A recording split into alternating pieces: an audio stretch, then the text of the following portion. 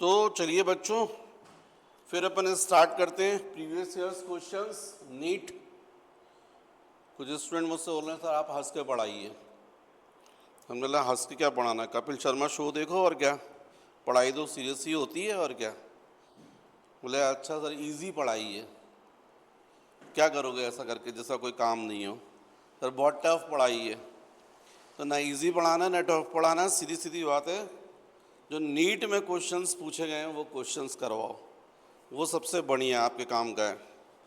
तो चलिए last class में अपन ने किए थे क्वेश्चंस, उसके आगे कंटिन्यू करते हैं। ये 27 क्वेश्चन में करवा रहा हूँ। ये है 2007 में पूछा गया। क्वेश्चन को सुनिए आप। क्वेश्चन है particle moving along x axis has acceleration F at time t given by f is equal to f0 into 1 minus small t upon capital T। यहाँ पर f एक्सेलरेशन गिवन है और f0 और capital T जो हमको constant बोला गया है। where f0 and capital T are constants, the particle at t is equal to 0 has zero velocity in the time interval between t is equal to 0 and the instant when f is equal to 0 the particle's velocity is, और फिर 4 options दिए हैं। मतलब हमको जब acceleration 0 है उस वक्त पार्टिकल की क्या फाइंड करना है, वेलोसिटी। तो सिंपल सी बात है बच्चों, ये इक्वेशन है। इसमें यदि हम बोलते हैं f इज इक्वल टू 0 है ना, तो यहाँ 0 रख दो, f0 जाएगा 1 minus small T upon capital T जाएगा। इसका मतलब है 1 minus small T upon capital T is equal to 0 हो गया। इसका मतलब minus T upon capital T is equal to minus one cancel, small T is equal to capital T. जब time की वैल्यू इस कांस्टेंट टी के equal हो जाएगी उस वक्त एक्सेलरेशन क्या रहेगा, 0। और इस टाइम पर हमको क्या फाइंड करना है, वेलोसिटी। तो आपको ये पता है कि dv by D T is equal to होता है एक्सेलरेशन। इसका मतलब dv इज इक्वल टू क्या होता है, f into of d T. तो अब हमको यहाँ क्वेश्चन में dv इज इक्वल टू, ये f तो हमको ये गिवन है, इसकी वैल्यू हम सब्स्टिट्यूट कर देंगे। तो ये f की वैल्यू कितनी आएगी, f0 into 1 minus small T upon capital T into of d t. लेकिन अब हमको वेलोसिटी फाइंड करना है। आप सबको पता है कि इसके लिए हमको करना पड़ेगा इंटीग्रेशन।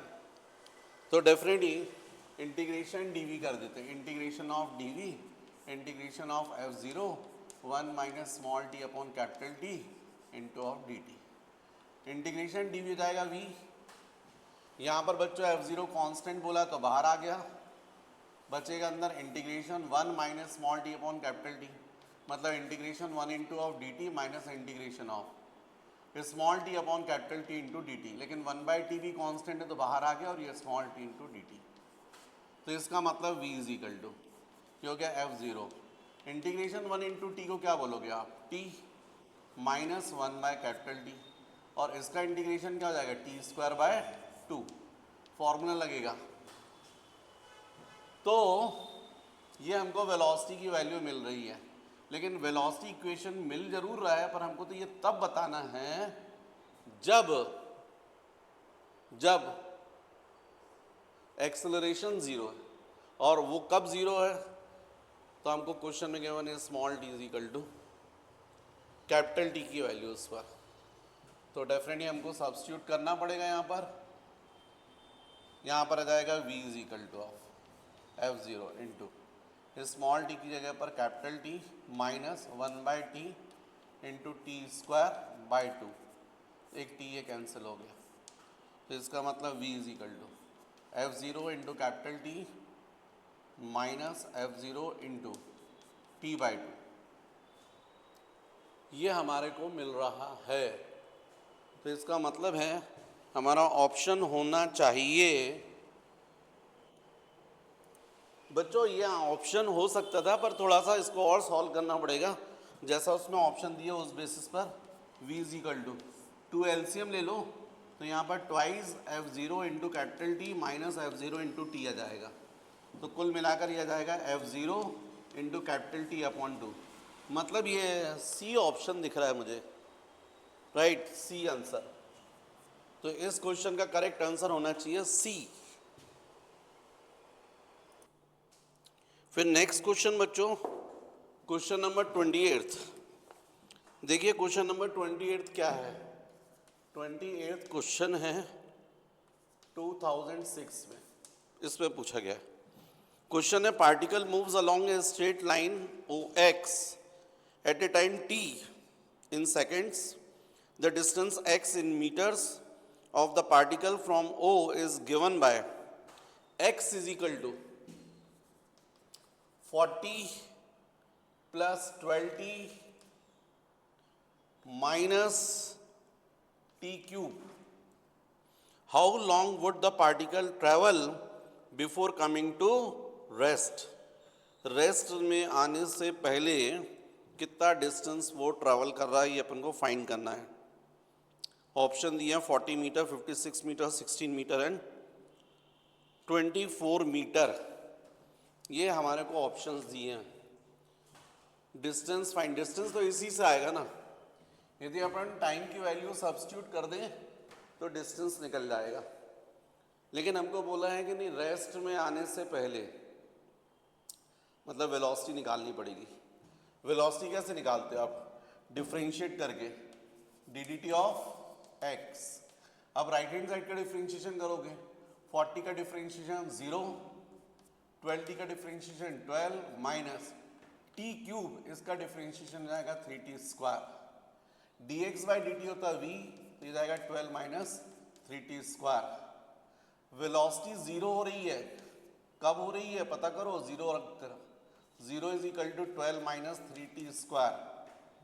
इसका मतलब 3t square is equal to 12, तो t इज इक्वल टू 3 4 हो गया, 2 आ गया।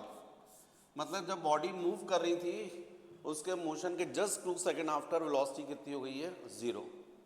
अब इस 2 सेकेंड में बॉडी ने कितना डिस्टेंस ट्रेवल किया, इक्वेशन 1 में सब्स्टिट्यूट कर दो, तो by 1 x is equal to 40 plus 12 into 2 minus 2 cube, तो x is equal to 40 plus 24 minus 8, x is equal to, ये कितना हो गया बच्चों? 40 64 हो गया, 64 माइनस 8 हो गया।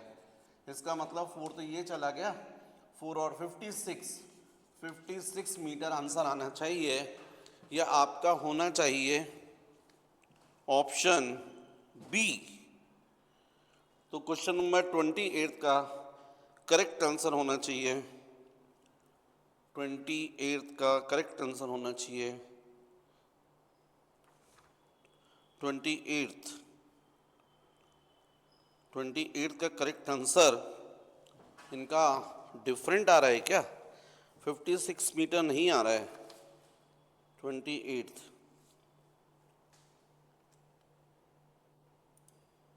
तो बच्चों इसमें एक्चुअली में हमने ये पूछा है how long would the particle travel before coming to rest, rest में आने से पहले।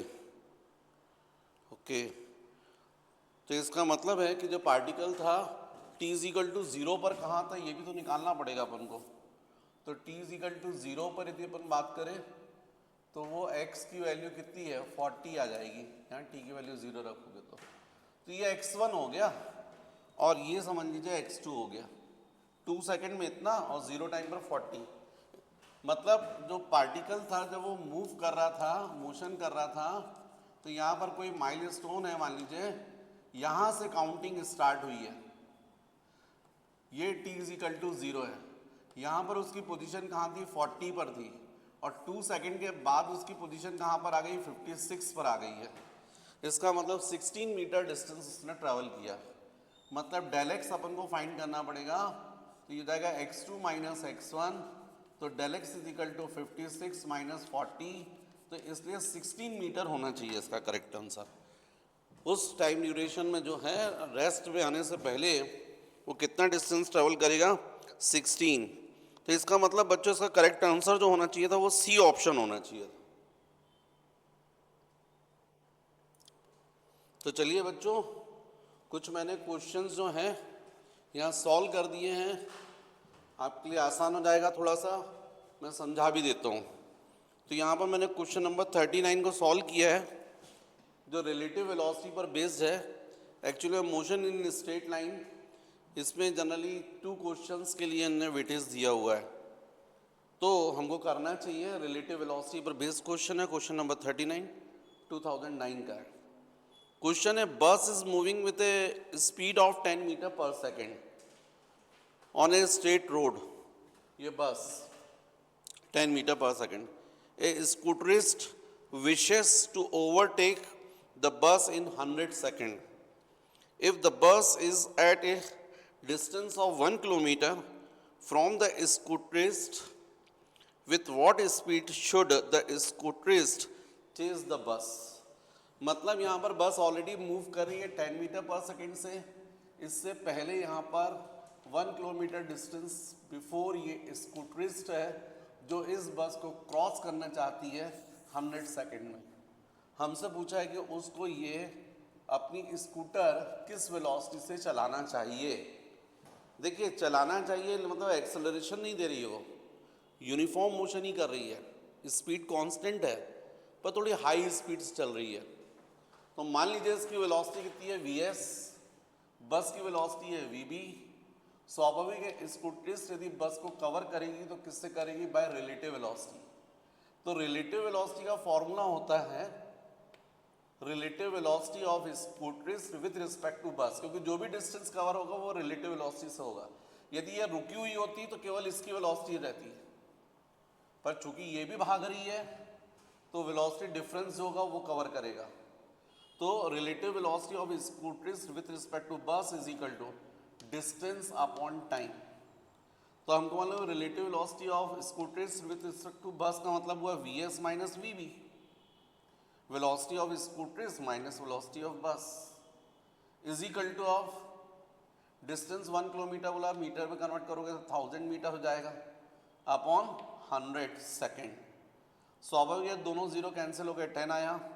बस की वेलोसिटी 10 मीटर पर सेकेंड गिवन थी, तो इसलिए स्कूटरिस्ट की जो वेलोसिटी आएगी वो जाएगी 20 मीटर पर सेकेंड। अब इस क्वेश्चन में ध्यान रखो, चूंकि दोनों सेम डायरेक्शन में थे ना, इसलिए जब मैंने यहाँ वैल्यू रखी है तो बस की वेलोसिटी प्लस ही रखी है। पर यदि इसी केस में बस अपोजिट डायरेक्शन में आ रही होती, अब इसको कवर करना है, तो बस की जो वेलोसिटी है वो नेगेटिव सब्स्टिट्यूट करते हैं, माइनस साइन रख देते हैं, तो माइनस माइनस क्या हो जाता है, फिर प्लस हो जाता है। मतलब इस डिस्टेंस को कवर करने के लिए किसकी स्पीड रिस्पॉन्सिबल रहती है, दोनों की। बच्चों इसमें करेक्ट आंसर है डी। फिर नेक्स्ट क्वेश्चन देखिए 40, 1988 में पूछा गया क्वेश्चन है, question number 40। A train of 150 meter long is going towards north direction at a speed of 10 metre पर second. A parrot flies at a speed of 5 meter per second. A parrot flies at a speed of 5 meter per second towards south direction parallel to railway track. The time taken by a parrot to cross the train is. तो मतलब ये जो train है उसकी हमको length given है 150 और ये नॉर्थ डायरेक्शन में जा रही है 10 मीटर पर सेकेंड से। इस ट्रेन की लेंथ है 150। साउथ डायरेक्शन मतलब अपोजिट डायरेक्शन में। देखिए जो मैंने पिछली बार डिस्कस किया था वही चीज़ यहाँ पर क्वेश्चन में आ गया नेक्स्ट में। पैरेट जो है वो अपोजिट डायरेक्शन में चल रही है 5 मीटर पर सेकेंड से। इस ट्रेन के लेंथ को, ट्रेन को क्रॉस करने में उसको कितना टाइम लगेगा फाइंड करना है। तो अब पैरेट की आप क्या बोलोगे, रिलेटिव स्पीड से क्रॉसिंग होगी, तो हम लोग बोलेंगे relative velocity of parrot with respect to train. Relative velocity of parrot with respect to train is equal to distance upon time। तो ये जाएगा Vp minus Vt is equal to 150 by T। अब देखिए यहाँ पर पैरेट की speed कितनी है 5 है ना, ट्रेन की स्पीड जो है वो कितनी 10 है, लेकिन अपोजिट डायरेक्शन में इसलिए माइनस 10 हो जाएगा। माइनस माइनस क्या हो जाएगा plus 10। Is equal to of train की लेंथ 150 अपॉन टाइम, तो ये हो जाएगा 15, टी को क्रॉस मल्टीप्लाई कर दोगे 150 by 15 is equal to 10 second. मतलब पैरेट जो है वो ट्रेन को क्रॉस करने में कितना टाइम लेगी, 10 सेकेंड। फिर नेक्स्ट क्वेश्चन देखिए, क्वेश्चन नंबर 41 2022 में पूछा गया है, the ratio of the distance travelled by freely falling body in the first, second, third and fourth second. मतलब आप टावर के टॉप पर हो, किसी बॉडी को फ्रीली फॉल कर रहे हो, तो फर्स्ट सेकंड में कितना डिस्टेंस ट्रैवल करेगी, सेकंड में कितना करेगी, थर्ड में अलग अलग डिस्टेंस होगा, क्योंकि उसके ऊपर क्या वर्क कर रहा है, acceleration due to gravity. Acceleration की वजह से वेलोसिटी कंटिन्यूस क्या होती जाएगी, इंक्रीज होती जाएगी, तो कंटिन्यूस वो ज़्यादा डिस्टेंस ट्रैवल करेगी हर 1 सेकेंड में। लेकिन अब ये सब ना पूछ के हमको तो रेशियो पर निकालना है, तो हमको मालूम है इसमें जो फॉर्मूला लगेगा एस एन एथ इज इक्वल टू, ये लगेगा u plus a by 2 into 2n-1, यही फॉर्मूला है आपका। Distance travel by the body in the nth second, सबको मालूम है यहाँ पर फ्रीली फॉल बोला गया तो u की वैल्यू क्या जाएगी 0, तो केवल बचेगा a by 2 into 2n-1।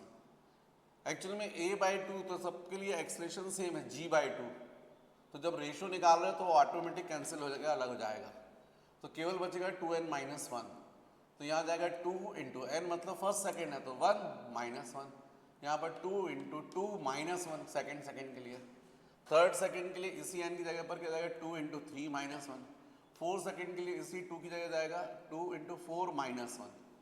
Solve करोगे तो ये 1 आ जाएगा, ये 3 आ जाएगा, ये 5 आ जाएगा और ये 7।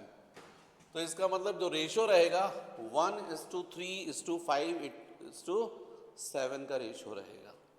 इसका मतलब करेक्ट आंसर जाएगा बी ऑप्शन। फिर नेक्स्ट क्वेश्चन देखिए, क्वेश्चन नंबर 42 2020 में पूछा गया है। इसमें हमको बोला गया है a ball is thrown vertically downward with a velocity of 20 meter पर second from the top of a tower. It hits the ground after some time with a velocity of 80 meter पर second. The height of the tower is, अब tower के किसी top से आप किसी body को drop कर रहे हो, थ्रो कर रहे हो, इनिशियल वेलोसिटी उसकी 20 मीटर पर सेकेंड, लेकिन जब वो हिट कर रहा है तो किस वेलोसिटी से हिट कर रहा है, 80 मीटर पर सेकेंड से। उसने डिस्टेंस ट्रैवल किया h, और डेफिनेटली उसके ऊपर कौन सा एक्सेलरेशन वर्क कर रहा है, g। तो आप थर्ड फॉर्मूला अप्लाई कर लीजिए, v² is equal to u² plus 2as। v की जगह 80 रख दीजिए, u की जगह 20 रख दीजिए, a की जगह g रख दीजिए, और इसको सॉल्व कीजिए तो आपका आंसर आएगा h is equal to 300 metre. मतलब इसका करेक्ट आंसर हो गया बच्चों सी। नेक्स्ट क्वेश्चन नंबर मैंने अभी करवाया है 42। नेक्स्ट क्वेश्चन बच्चों, क्वेश्चन नंबर 43 2013 में पूछा है। क्वेश्चन है stone falls freely under gravity. It covers distance h1, s2, s3 in the first 5 seconds, comma, the next 5 seconds, and the next 5 seconds respectively. The relation between h1, s2 and s3 is, relation बताना है h1, s2 और s3 के बीच में हमको। देखो बच्चों, यहाँ पर g का इफेक्ट है, फर्स्ट 5 सेकंड में कम डिस्टेंस रहेगा, नेक्स्ट 5 सेकंड में ज़्यादा डिस्टेंस रहेगा, और नेक्स्ट 5 सेकंड में तो बहुत ही ज़्यादा डिस्टेंस रहेगा, ये तय है। मतलब h1, s2, s3 इक्वल तो नहीं होने वाले। अब आप जब ऐसे क्वेश्चंस को करेंगे तो पहले आपको ए बी करना चाहिए, ए बी। तो आपको ए बी के लिए जाएगा s is equal to u t plus half a t square, s हो जाएगा आपका h1, u हो जाएगा 0 हाफ g इंटू 5 स्क्वायर। इसका मतलब h1 इज इक्वल टू 25/2, या चलिए ठीक है रहने दीजिए इसको फर्स्ट। फिर सेकंड, जब आप AC लेना है ना, BC नहीं लेना आपको, BC नहीं लोगे, BC लोगे तो एक नई प्रॉब्लम खड़ी जाएगी कि आपको यहाँ की वेलोसिटी चाहिए पड़ेगी। जो AB की फाइनल वेलोसिटी है वो BC की क्या हो जाएगी, इनिशियल। तो हम क्यों इतना बड़ा करें, इससे अच्छा है कि हम पूरा AC ले लेते ना, AC। तो पूरा AC मोशन लीजिएगा आप, AC मोशन लेंगे तो क्या हो जाएगा, डिस्टेंस S की कितना जाएगा, h1 प्लस h2 हो जाएगा। इनिशियल वेलोसिटी कौन सी मानी जाएगी, 0 हाफ g इंटू टाइम पूरा ले लीजिए आप 5 + 5 स्क्वायर। तो इसका मतलब है ये हो जाएगा H1 plus H2 is equal to of half G into 5 plus 5 10 square. ये हो गया इक्वेशन 2। ऐसे ही मैं इक्वेशन 3 बनाने वाला हूँ, चलो बना ही देते हैं। तो अब हम लोग ले लेंगे पूरा एडी मोशन ले लीजिए कंप्लीट। तो जाएगा H1 plus H2 plus H3। जब पूरा मोशन ले रहे हो तो इनिशियल लॉस यहीं की लोगे आप 0, फिर बचेगा half G into total time 5 plus 5 plus 5 square. ऐसा इक्वेशन बनेगा। तो मतलब H1 plus H2 plus H3 is equal to half G into ये कितना हो गया 15 स्क्वायर 225। तो ये हो गया आपके पास में 3, है ना। यहाँ पर 5 स्क्वायर था तो इसको अपन 25 लिख देते हैं। चलिए ठीक है, अभी रहने दीजिए। तो अब पहले आप रिलेशन निकाल लीजिए, 2 डिवाइडेड बाय 1 करेंगे तो जाएगा H1 plus H2 upon H1 is equal to यहाँ पर जाएगा half G into 5 plus 5 10 square upon half G into 5 square. Half G cancel हो गया, स्वाभाविक ही आ गया H1 plus H2 is equal to, आप देख रहे हैं ना, यहाँ पर हो जाएगा 100, यहाँ हो जाएगा 25, मतलब जाएगा 4 और H1 को क्रॉस मल्टीप्लाई करोगे तो यह जाएगा। इसका मतलब H2 इज इक्वल टू आ रहा है 4H1 माइनस H1 मतलब 3H1। H2 और H1 में रिलेशन आ गया, राइट। और जहाँ तक मैं देख कर पा रहा हूँ इसमें H2 is equal to 3H1 वाला 2 ऑप्शन दिख रहे हैं मुझे, A और B। तो इन दोनों में से कोई एक करेक्ट होना चाहिए, लेकिन आप नहीं बता पाओगे जब तक आप H3 नहीं फाइंड करोगे। अब H3 फाइंड करने के लिए मुझे लगता है equation 3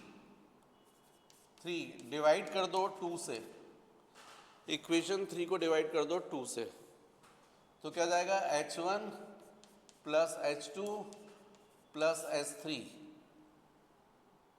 upon H1 plus H2 is equal to of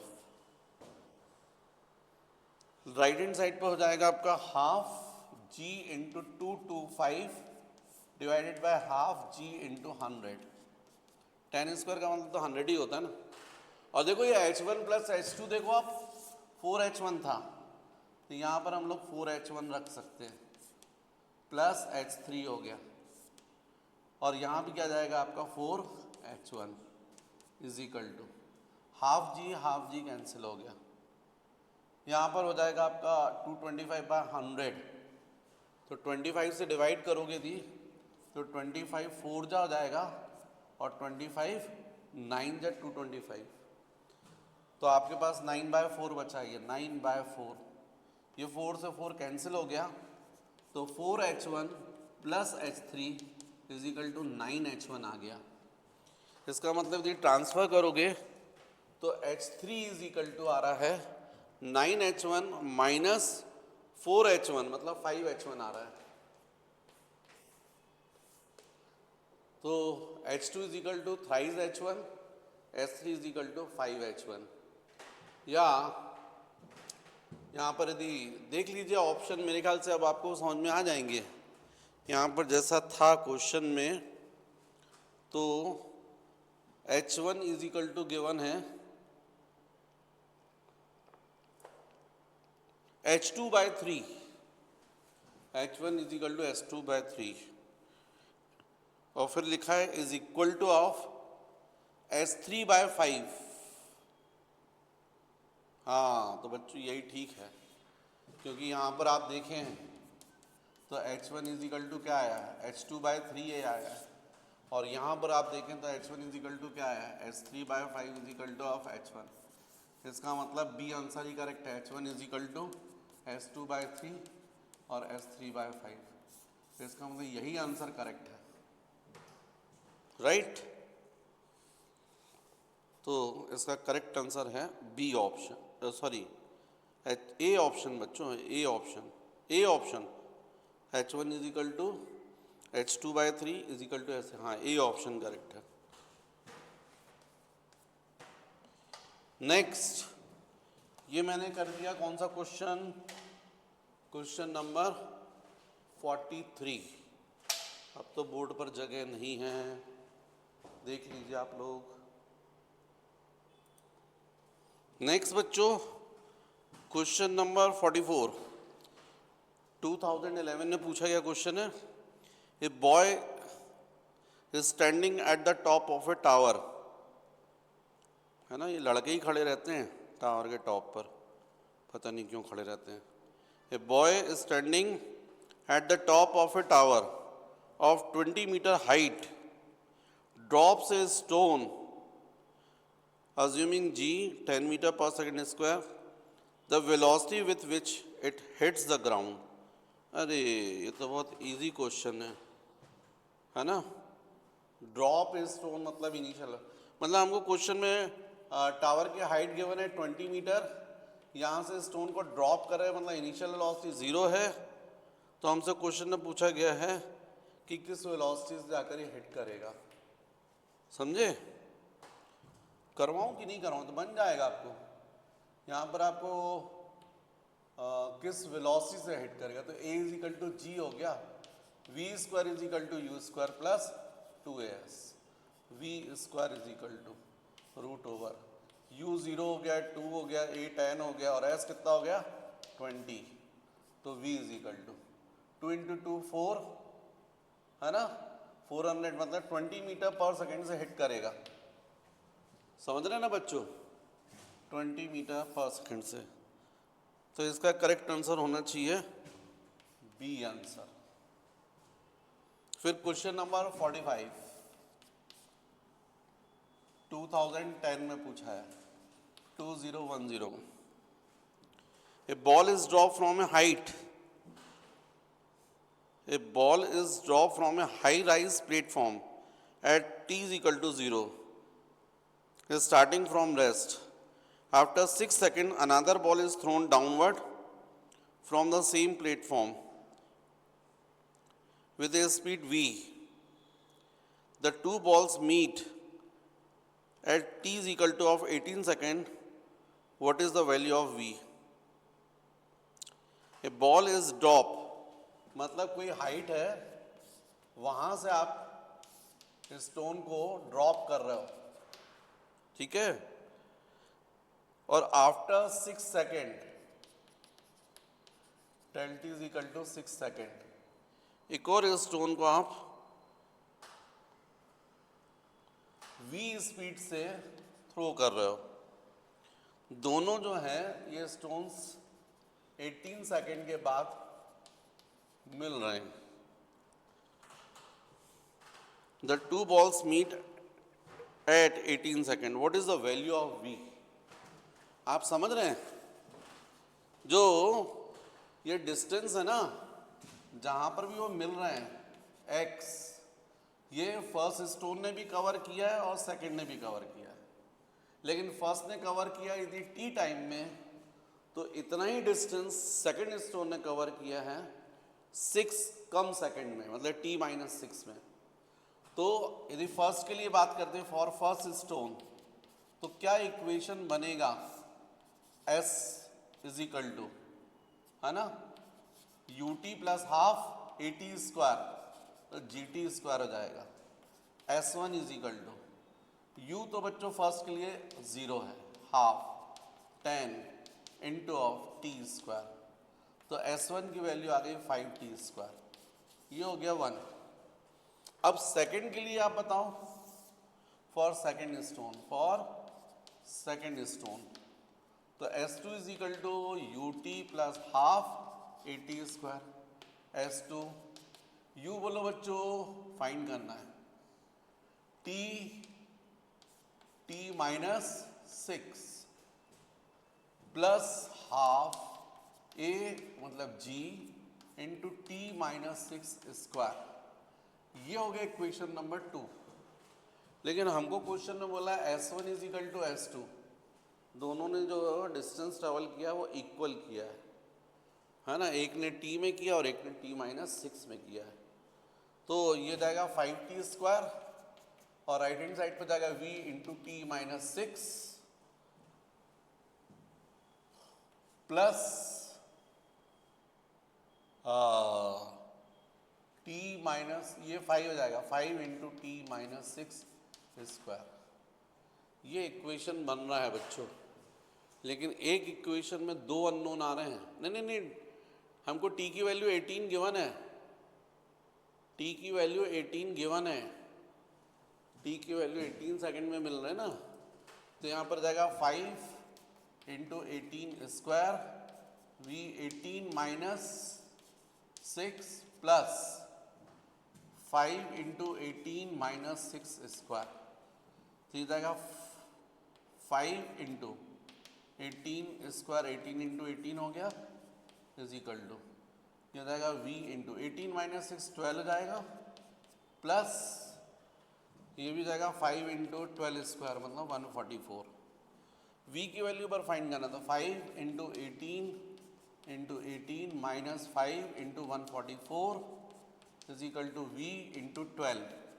cross multiply कर दोगे तो 12 जो है वो डिनोमिनेटर में आएगा, राइट। इसका मतलब 5 तो कॉमन निकल गया, ये हो जाएगा 18 into 18 divided by 12 minus 144 upon 12 is equal to v. तो यदि 2 से डिवाइड करते हैं तो 2 9 जा, सॉरी 2 6 जा, 6 से ही कर दो ना, 6 दूनी 12, 6 3 हो जाएगा ये, और 2 से कितना हो जाएगा 9, और यहाँ से हो जाएगा 12। तो इसका मतलब है आपको v की वैल्यू मिल रही है 5 इंटू, बोलो बच्चों ये कितना आ रहा है, 9 इंटू 3 27 माइनस 12, 9 इंटू 3, हाँ ये v is equal to 5 into 27 minus 12 15 हो रहा है क्या, 15 इंटू 5 75 मीटर पर सेकेंड। इसका मतलब है जो सेकंड स्टोन है उसको किस स्पीड से थ्रो किया गया, 75 मीटर पर सेकंड की स्पीड से डाउनवर्ड थ्रो किया गया। तो इसका मतलब बच्चों का करेक्ट आंसर ए आएगा, 45 का correct answer A, right. Next बच्चों मैंने यहाँ पर सॉल्व किया 46 क्वेश्चन। ये क्वेश्चन है man of 50 kg mass is standing in a gravity free space at a height of 10 meter above the floor. He throws a stone of 0.5 kg mass downward with a speed of 2 meter per second. When the stone reaches the floor, the distance of the man above the floor will be. हमको ये question दिया हुआ है, आप समझिएगा gravity free space है, यहाँ पर ये मैन है, इस मैन का मास गिवन है जो कि फ्लोर से 10 मीटर हाइट पर है हवा में।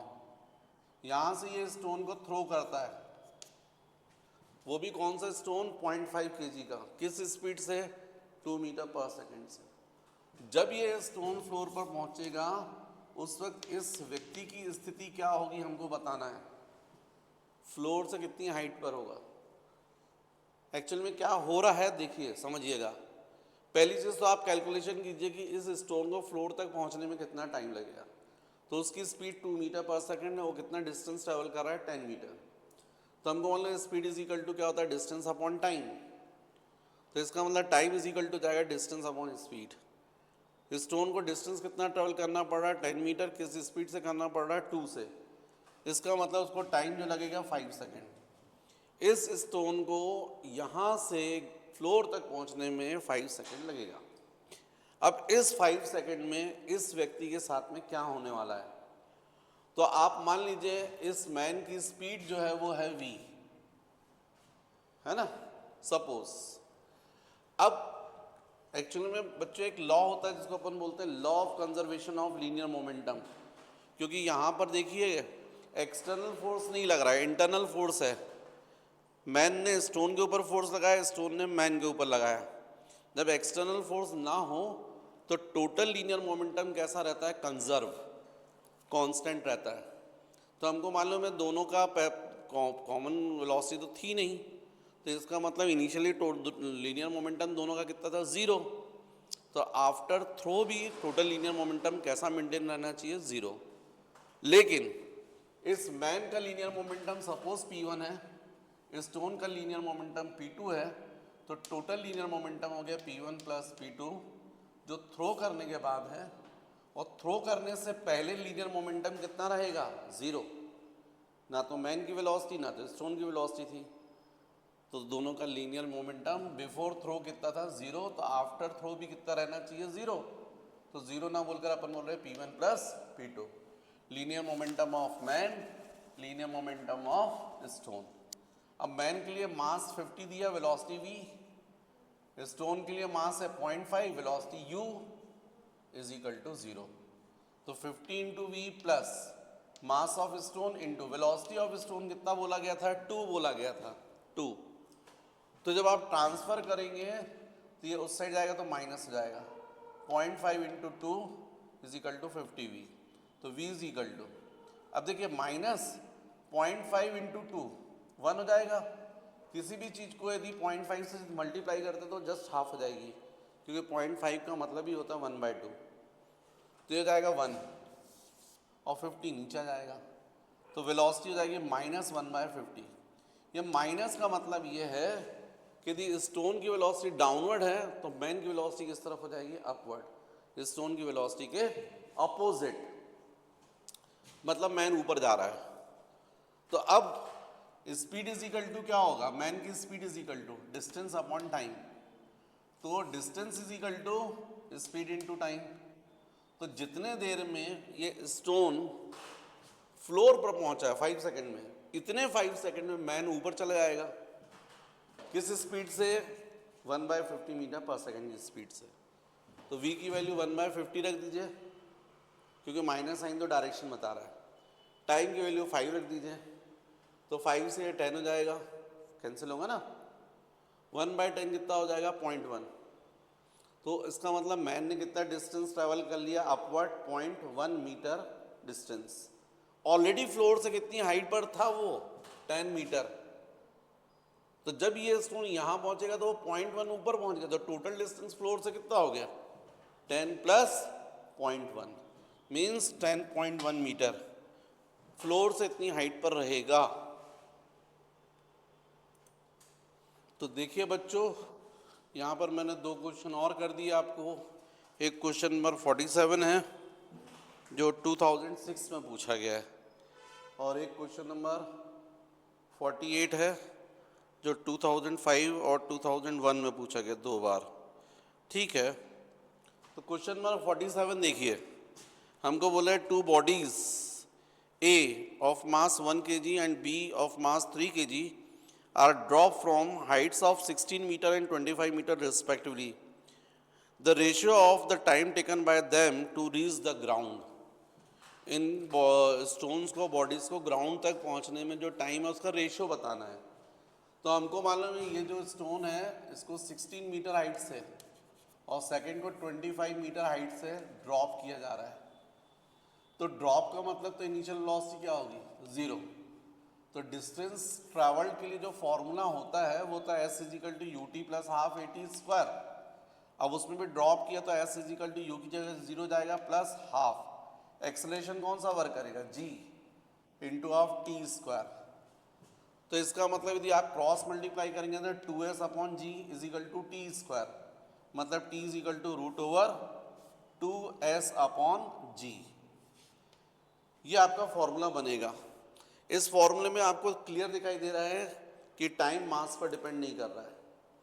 अब यदि t1 अपॉन t2 करोगे तो इज इक्वल टू जाएगा रूट ओवर 2s1 अपॉन जी अपॉन 2s2 अपॉन जी। तो 2 कैंसिल हो जाएंगे, जी कैंसिल हो जाएंगे, बचेगा रूट s1/s2। तो हमको s1 की वैल्यू बोली 16 मीटर और s2 की वैल्यू बोला गया 25। यदि सब्स्टिट्यूट करते तो t1/t2 इज इक्वल टू 16 का स्क्वायर रूट 4, 25 का 5, तो आंसर आ जाएगा आपका 4/5, मतलब सी आंसर करेक्ट होगा। फिर देखिए क्वेश्चन नंबर 48।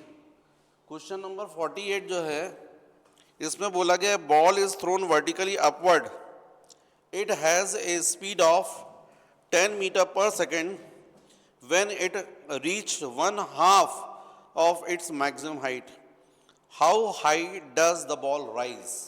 ऐसा अपन को क्वेश्चन में गिवन है। मतलब आपने यहाँ से बॉल को थ्रो किया है सपोज u वेलोसिटी से, और मान लीजिए वो कहाँ तक जा रही है, मैक्सिमम हाइट तक। तो ये तय है कि जब मैक्सिमम हाइट पे पहुँचेगी तो उसकी वेलोसिटी क्या हो जाएगी, 0। लेकिन क्वेश्चन में बोला है कि जब हाफ डिस्टेंस ट्रेवल कर रही है h/2, तब उसकी वेलोसिटी कितनी है, 10 मीटर पर सेकेंड। इसका मतलब अपन एक मोशन ले सकते हैं ए बी और एक मोशन ले सकते हैं ए सी। इसलिए दो लेने पड़ेंगे क्योंकि दो अननोन है ना, एक एच और एक यू, दोनों को फाइंड करना तो 2 इक्वेशंस बनाने पड़ेंगे। तो आप एक पहले ए बी मोशन ले लीजिए, ए बी मोशन अपवर्ड, तो आप इक्वेशन यूज़ करेंगे v² = u² + 2as। अब आप ए बी मोशन में फाइनल वेलोसिटी देखिए कितनी है, 10 मीटर पर सेकेंड, तो 10 रख दिया, u की वैल्यू u रख दी तो u² + 2 इंटू, जब अपवर्ड मोशन ले रहे हैं तो जी तो डाउनवर्ड है ना, नेगेटिव होगा, तो -10, और डिस्टेंस h/2 मैक्सिमम का हाफ, 2 कैंसिल हो जाएगा, तो यहाँ 100 = आ गया u² - 10h। This is equation number 1। अब पूरा AC ले लीजिए, तो पूरे AC में देखिए आप v² = u² + 2s, तो v की वैल्यू 0 रखोगे, u की जगह u रखोगे प्लस 2 इंटू a की जगह -g -10 और s की जगह h। तो जब आप इसको ट्रांसफर करोगे तो ये जाएगा u² = 20h। ये जो u² की वैल्यू आ रही है इसको आप सब्स्टिट्यूट कर दीजिए इक्वेशन नंबर 1 में, तो 100 = u² की जगह 20h - 10h, तो 100 = जाएगा 10h, एक 0 कैंसिल, h = 10 मीटर। इसका मतलब इसका करेक्ट आंसर है ए ऑप्शन। तो ठीक है बच्चों, इतने क्वेश्चंस अपन ने किए हैं मोशन इन स्ट्रेट लाइन। अब नेक्स्ट जो अपन को देखना चाहिए मोशन इन प्लेन, अपन ये देखेंगे। तो मोशन इन प्लेन में आपको वेक्टर्स, प्रोजेक्टाइल मोशन और सर्कुलर मोशन तीनों, ठीक है। तो नेक्स्ट लेक्चर में मैं आपको पहले थ्योरी एक्सप्लेन कर दूंगा, है ना, जो आपके नीट पर्पस से होती है, और उसके बाद फिर अपन उससे क्वेश्चंस करेंगे। ठीक है बच्चों, आप लोग जो है सब्सक्राइब भी करो, मुझे अच्छा लगेगा, कम से कम पता चलेगा कि आप लोग पढ़ रहे हो।